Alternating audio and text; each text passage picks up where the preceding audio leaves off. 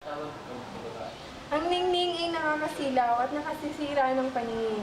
Ang liwanag ay kinakailangan ng mata upang mapagwari ang buong katunayan ng mga bagay-bagay.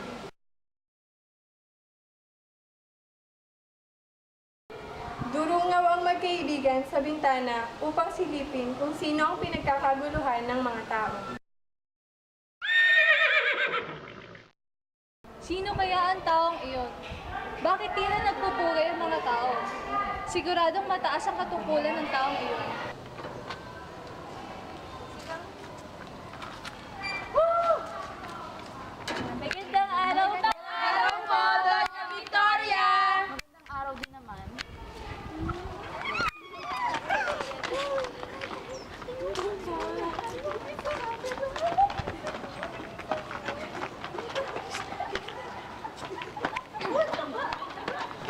Samantalang si Helena nang nakaupo malapit sa kanilang bintana at ang kanyang kaibigan ay tila nagpupuyos ang makabayang damdamin. Tila sila lang kilala ng mga tao. Yung mga tao ang labis na nagpupugay at sinasamba ang mga tao alam nilang mali ang ginagawa.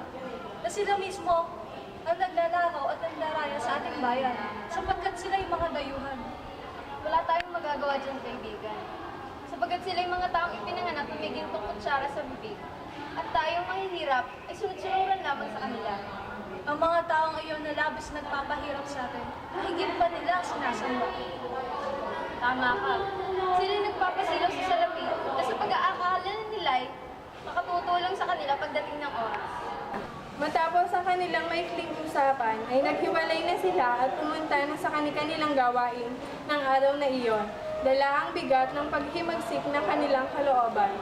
Sa isip nila ay ang mga taong mapagmataas, sakim at mayabang ay hindi nararapat na sinasamba ng mga katulad nila na naghihirap upang makinabang ay ang mga mapagmataas at nagpapayamang mga tao.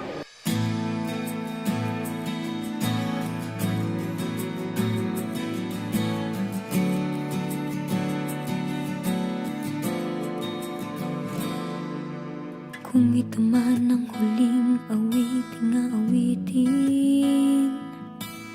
nais kong malaman mong ika'y bahagi na ng buhay ko.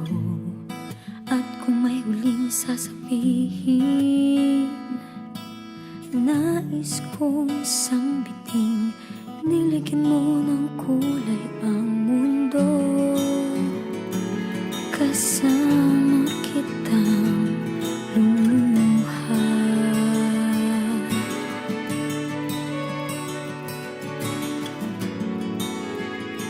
Dahil sa'yo ako'y